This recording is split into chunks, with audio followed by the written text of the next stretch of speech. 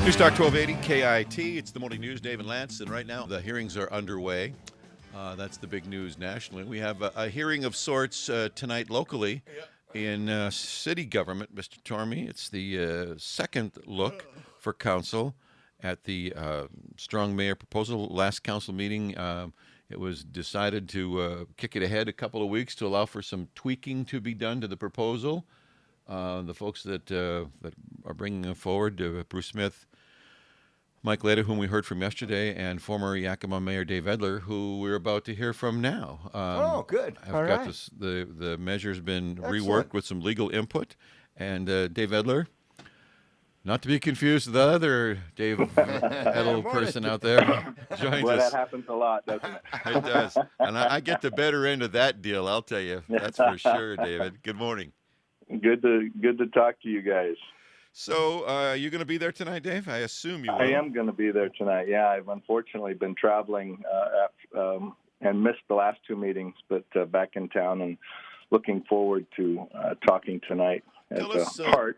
Tell us why this is, because as I recall, back when we were sitting across from each other, you had a pretty strong feeling about this back then. Tell us why that you think that we need to take another look at this. Well, I think that my sentiment hasn't changed, and our community needs strong leadership. And I don't believe that the system that we're currently using to govern our city provides that. As a matter of fact, it hamstrings it. And again, as I was in that seat or in one of those seats for 8 years, it just became more and more apparent to me that it wasn't necessarily the people that were sitting around the horseshoe. It was the system that kept us from really driving our community forward and making good decisions and governing well. I think that's a key distinction, Dave, because you served under the previous system. We had a modified change, so your concern, and I think people, because there are people that are out there that are concerned that just what's happened based on district only, that's caused the issue. But your concerns are system deep and go back even before that, right? Yeah. I actually was in favor of the system change, and feel like it does allow our city council to better represent the citizens of our community. But it still hasn't fixed the issue with regards to the inability for our community to be led, and particularly led by elected folks. So that's my big issue. I think everything rises and falls on leadership, and this system just does not allow leaders to lead. So, have you had a chance to review the tweaks made from the original proposal? The legal I input? haven't had it. Well, I went through them yesterday, and again, the tweaks are minor. The difference between what we presented and what the city's legal staff presented, they're just minor, and some of them were actually things that the legal department made us aware of that were important to change, and but most of it's basically the same. One of the things that's being dangled in front of proponents is ACLU and the $1 million price tag again. Your concerns about that? How are you addressing those? Well, again, we got a legal opinion that just does not believe that is accurate. We're dealing with an elected mayor. We're not touching in any way the election of our council members.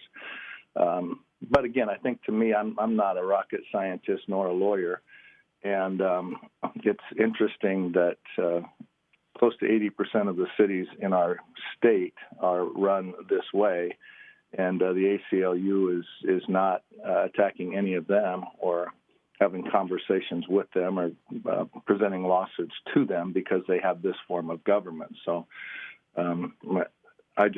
it's difficult for me to believe that other than just posturing and wanting to do what they too often do in my mind, the ACLU is inject themselves into things like this just to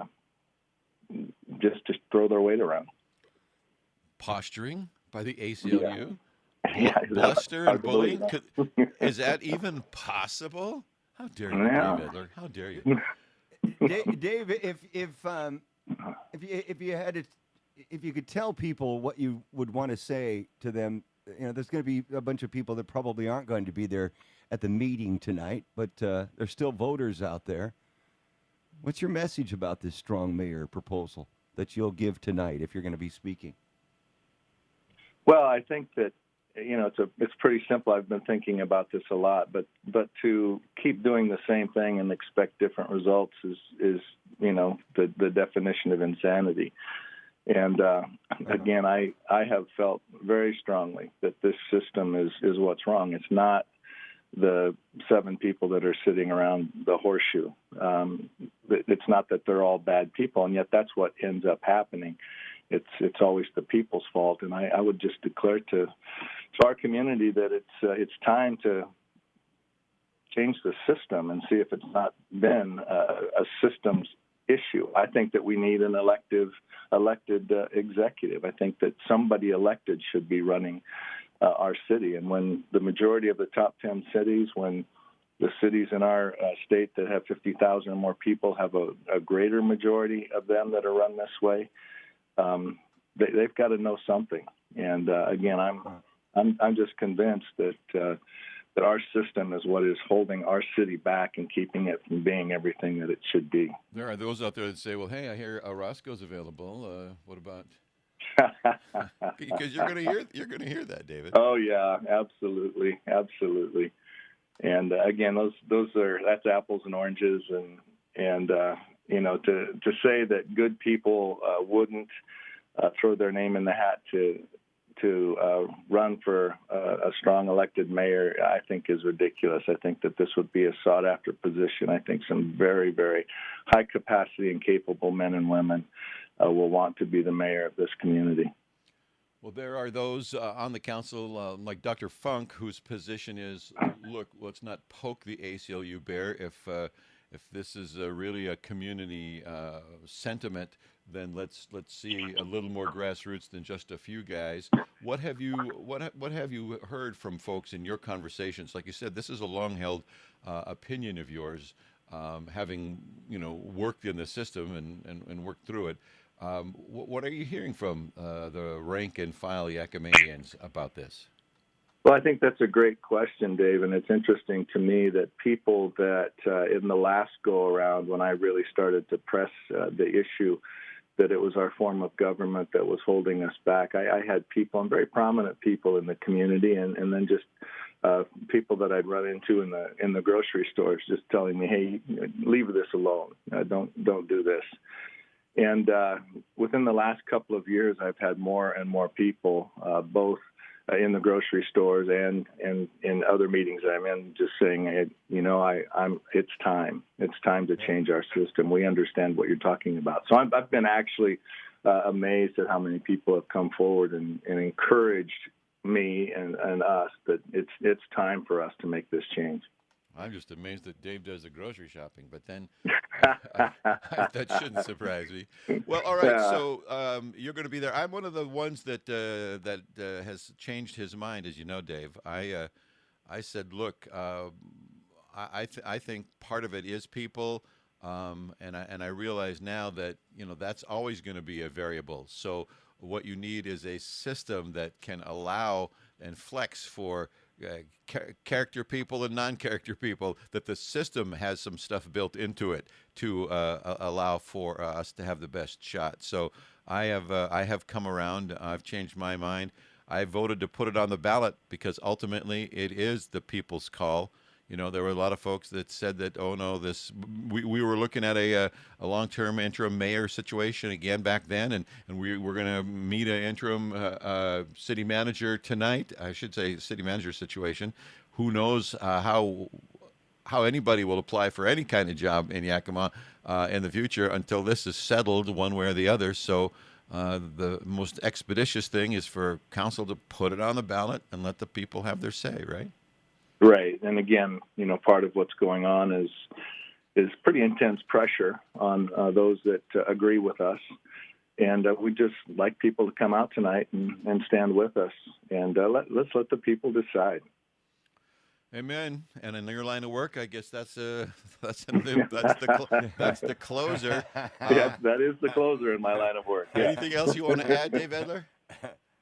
No, again, I just appreciate and love this. I love where I live. I love this community. I want what's best for it, and that's why I'm involved in this effort, because we need better. Dave, gut feeling, 4-3 vote on moving this thing forward to February? Well, that's what we're hoping for. Yeah, we're hoping that the four that have stood strong up to this point will stay strong. We're not very hopeful that anybody else will change positions, and we believe that's why the intense outcry right now to try to swing the four the other way or the three that way. So I think it will probably be, which as we're starting to recognize in this polarized culture that we live in, it's a lot of 4-3s. Yeah, no kidding. That's right. Well, Dave Edler, thanks for your time this morning. Thanks for checking in. We will see you there tonight. And again, it comes down to Yakima. A lot of times you don't notice what your government's doing until it generates problems or complications for the citizenry. There's value to both systems. We have both systems at play in our state. But I think a pretty good case has been made and is being made that maybe it's time for Yakima to get some elected leadership that has the 30,000-foot view.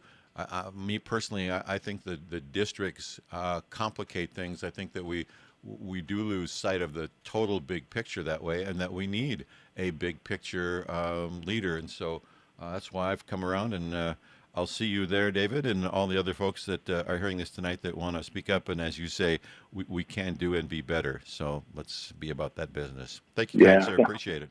Yeah, thanks, Dave. Thanks, Lance. We'll see you. Hey, not only tonight, we'll see you Sunday. Yeah, great. All right, David. Take care. See you later.